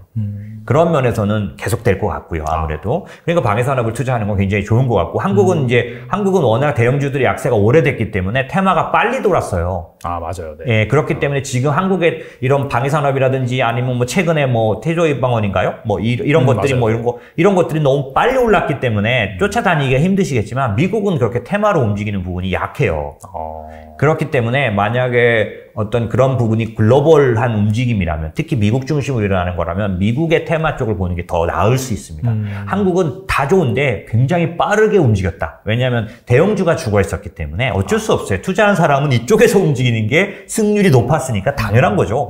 종목 장세라고 말할 수 있죠. 그렇죠. 그래서 테마 장세가 됐던 거고요. 그거에 대해서 뭐 그럴 건 없는데 미국은 아직 기회가 있다. 이렇게 생각할 수 있고 조금 전에 말씀드린 것처럼 그런 면에서는 기본적으로 이익이 바로 발생하는 그러니까 듀레이션이 짧은 기술주들 중에서 사이버 보안은 그런 면에서는 제가 이제 실적들을 다 체크를 했는데 기업 중에서는 예를 들면 팔로알토 그 다음에 포티넷 아주 좋은 실적과 이제 이쪽에서 지금 유명한 것 중에 지스케일러, 클라우드 스트라이크, 옥타 이런 기업들은 아주 좋은 경쟁력을 가진 기업들이에요. 근데 얘네들을 하나하나 투자하는 게 좀 낯설시면은 얘도 마찬가지 ETF가 나와 있는데 아까 말씀한 한국에도 설정돼 있지만 미국에도 이제 크게 2개 정도 있어요. 이게 뭐냐면은 그러니까 퍼스트 트러스트라는 운영사가 내놓은 CIBR이라는 ETF, 또 하나는 글로벌엑스가 내놓은 BUG 라는 ETF가 있는데 이 안에는 제가 지금 말씀드린 이 포틴의 팔로알토, 지스케일러, 뭐 클라우드 스트라이크, 옥타 이런 것들이 다 포진되어 있습니다.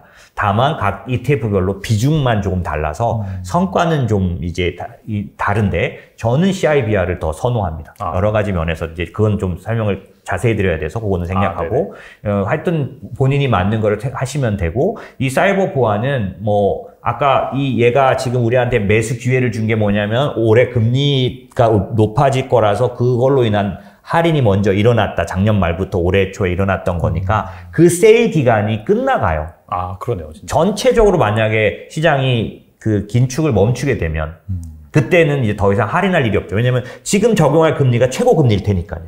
그죠? 이게 깨지지 않을 거잖아요. 지금 앞으로 한두 달 동안에 아까 앞에서 말씀드린 이슈, 금리가 더 올라갈 건지 이 부분이 있는 동안에는 이 기술주에 대한 할인 박앤세일이 계속 되겠죠? 왜냐면 아직 미정이니까. 하지만 금리가 결정되고 나면 이때부터는 빠르게 돈 버는 기업은 올라오기 시작할 거라는 거죠.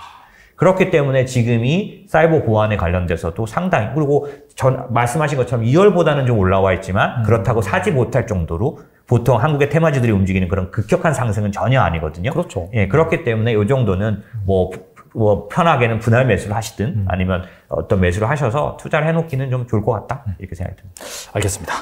그리고 이제 작성하신 책에서 침투율을 확인하면 상승 여력이 보인다라고 이제 기재해 놓으신 챕터가 있더라고요. 여기에 대해서 이제 설명해 주시면 좋을 것 같고 그렇다면 약간 좀 현재 침투율 관점에서 좀 봐야 되는 섹터 뭐가 있을까요?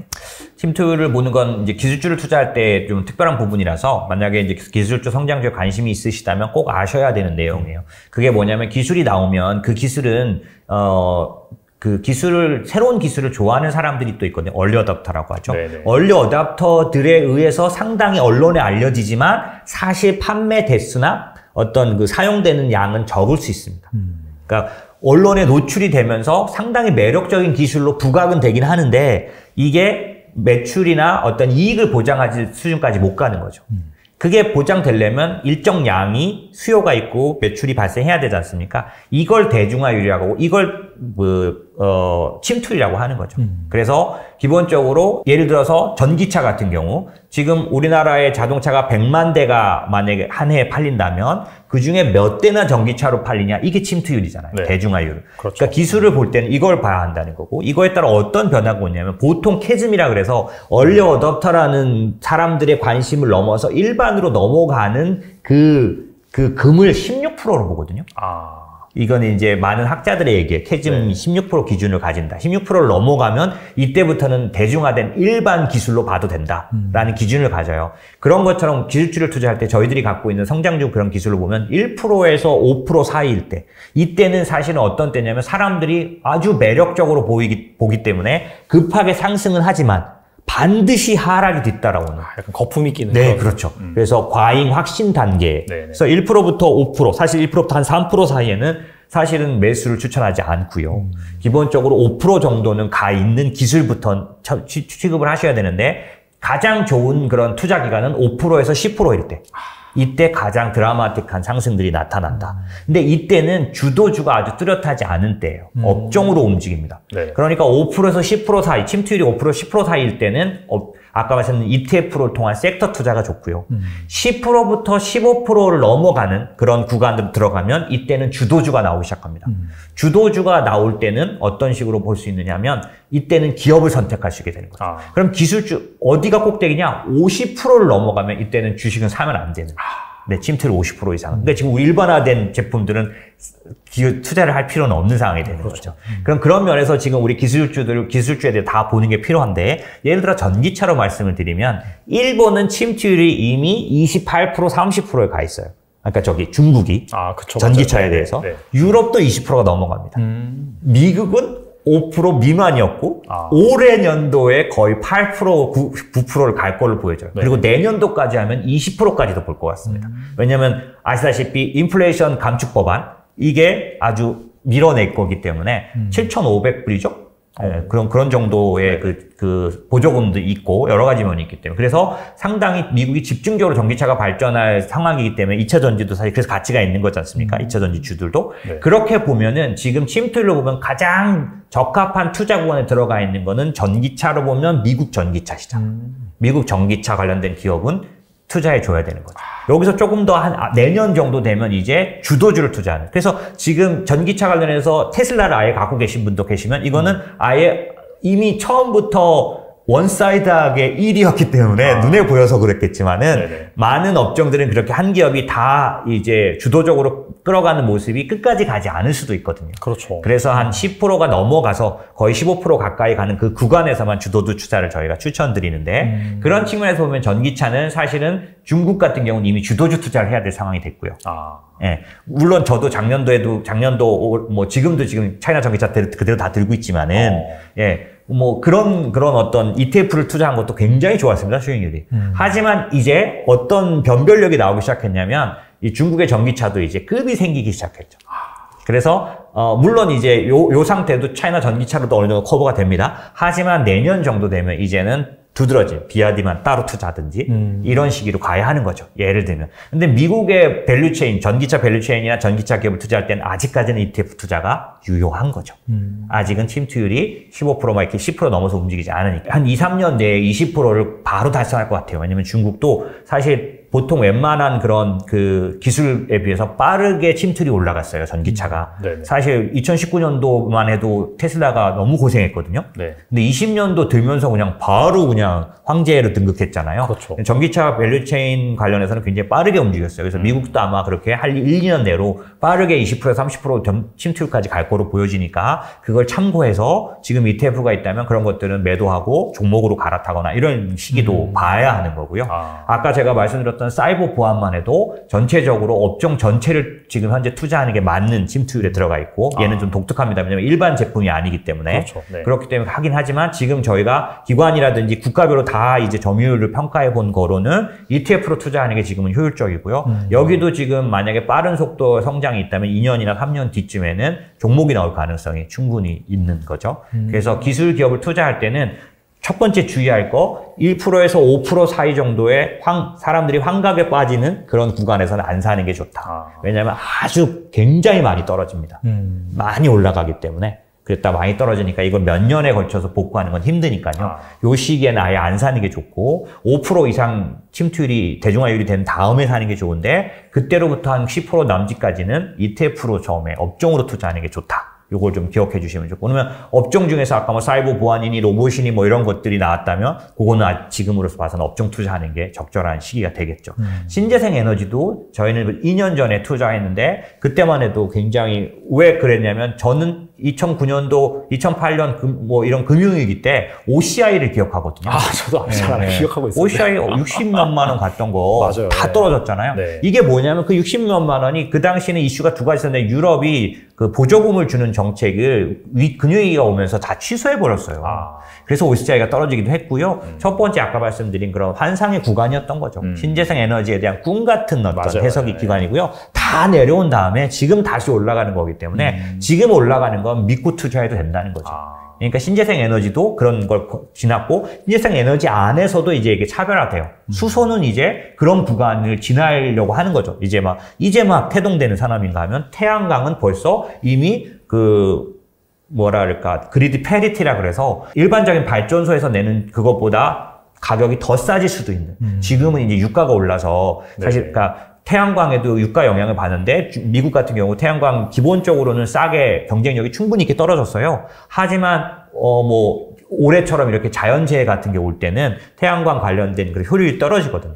그래서 그렇지 전체적으로는 이미 태양광은 이미 경쟁을 충분히 할 수 있는 그런 상태가 됐거든요. 그래서 신재생 안에서도 이제는 나눠 투자하는 시기가 된 거예요. 전에는 신재생 에너지 전체를 투자하는 ETF를 했다면 지금은 태양광, 수소 이런 것들을 나눠서 그런 기술 섹터 자체를 나눠야 할 시기까지 지금 성장한 거죠. 그런 면에서는 과거에 OCI를 투자했던 그런 어려움이 있었다면 이제부터는 그런 투자는 좀 자제하고 이 대중화율을 어느 정도 충분히 다 챙겨본 다음에 투자를 하는 게 좋다. 알겠습니다. 오늘 정말 나와주셔서 정말 좋은 말씀 많이 해주셨는데 끝으로 이 투자자들을 위해서 한 말씀만 부탁드립니다. 사실은 그런 말씀을 드리고 싶어요. 뭐냐면 올해 이렇게 고생시킨, 한국은 작년도부터 해가지고 이렇게 고생시킨 장은 반드시 대가가 있습니다. 그런데 제가 항상 안타까웠던 건 이 고생은 고생대로 다 하다가 맨 끝에 나가는 사람들이 많다는, 그러니까 수혜는 다른 사람이 입는 걸 전 너무 많이 봐왔어요. 세대가 교체되는 거예요. 그러니까 투자자가 바뀌는 거죠. 그게 왜 그러냐? 항상 시장의 끝으로 갈수록 공포감은 극대화되니까 그런 측면에서는 지금도 수많은, 그 다음에 뭐 약간 신용 같은 거 쓰셨다면 떨어지는 거죠. 그런 것들이 생기기 때문에 실제로는 뭐 투자의 방법도 여러 가지가 있겠지만은 저는 이제 그런 면에서 지금 고생의 끝이 오고 있다라고 생각이 들고요. 그래서 지금 앞으로 주어지는 공포나 이런 것들에 대해서 너무 힘들게 생각하지 않으셨으면 좋겠고, 지금의 시장이 독특하게도 굉장히 많이 투입된 유동성에 의해서 코로나 때 1차 상승을 했던 게 이제 금리나 이런 것 때문에 떨어진 상황이기 때문에 진짜 상승장은 인플레이션 약세장의 특징이 뭐냐면 인플레이션이 충격을 주는 기간이 지나고 나면 인플레이션의 원인이었던 유동성이 꽃을 피웁니다. 70년대에 어렵고 지난했던 그 스태그플레이션의 그 주식 약세장이 이제 82년 볼커의 20% 금리에 의해서 인플레이션이 잡혔다라고 사람들이 믿기 시작하니까 20년간 올라가요.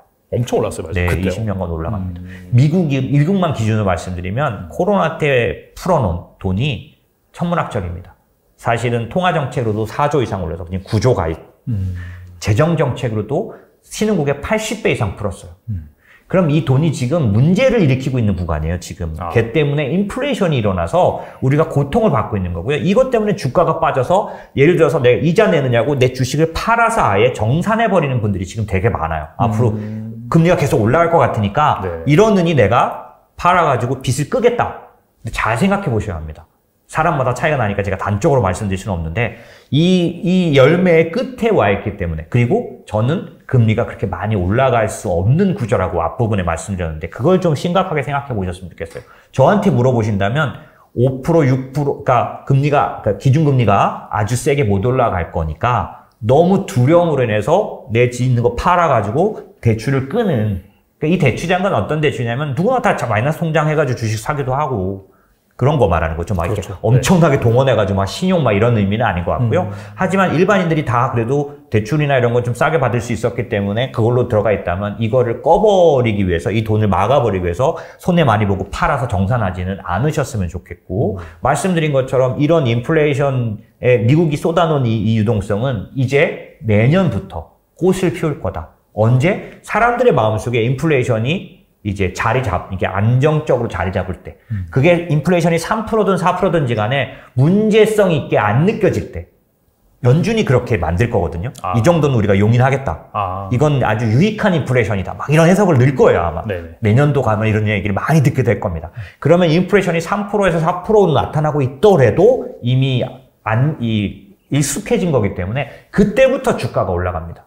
인플레이션의 두려움 때문에 금리에 대한 부분이 이제 높았는데 그게 없어지는 거죠. 그러니까 제가 꼭 말씀드리고 싶은 건 사실 나의 그 당장에 투자할 수 있는 여력이 없다면 연금이든지 이런 것들을 돌아봐라. 그래서 퇴직연금이라도 이 아까운 이 싸게 살 수 있는 시점에 진입을 시켜라. 연금 만약에 보험연금이면 투자 그 연금으로 바꿔서 이전시켜가지고 지금 투입을 한다면 이건 10년 내 아주 좋은 진입 시기, 투자 시기가 될 거다. 또 그 외에 내가 들고 있는 게 있다면 점검을 해서 사실은 지금 이런 시기는 누가 뭐래도 인류, 에이스로 갈아탈 수 있는 좋은 기회죠. 왜? 다 같이 빠져있으니까. 이럴 때는 똑같이 손해보고 팔더라도 에이스로 바꿔놓는 게 낫죠. 예, 그런 측면에서 지금 시기를 좀 잘 오히려 어떻게 활용할까 면으로 보셨으면 좋겠고 이제 여러 뉴스 때문에 너무 공포감에 스트레스를 받지 않으셨으면 좋겠고요. 내년도부터 이 수혜를 받는 구간에 꼭 같이 참여하는 여러분들이 되셨으면 좋겠습니다. 네, 동트기 전 새벽이 가장 어둡다. 네. 그런 관점에서 또 투자는 또 역발상으로 투자를 해야 되기 때문에 그런 차원에서 말씀해 주신 것 같고 그 다음에 뭐 시장 전망뿐만 아니라 워낙 장기적으로 주목할 만한 섹터 그리고 기업들 여기에 투자할 수 있는 효율적인 방법인 ETF까지 소개를 잘 해주셨기 때문에 무조건 사라 이런 건 아닙니다. 충분히 또 이렇게 잘 곱씹어 보시면서 내가 그 투자 아이디어에 동의가 된다라고 하시면 투자하면 되겠고 추가적으로 더 또 대표님의 인사이트가 듣고 싶다라고 하신다면은 또 유튜브 채널 있으시잖아요. 네. 거기 가서 들으시고 최근 출간한 책도 한번 읽어보시면 좋을 것 같습니다.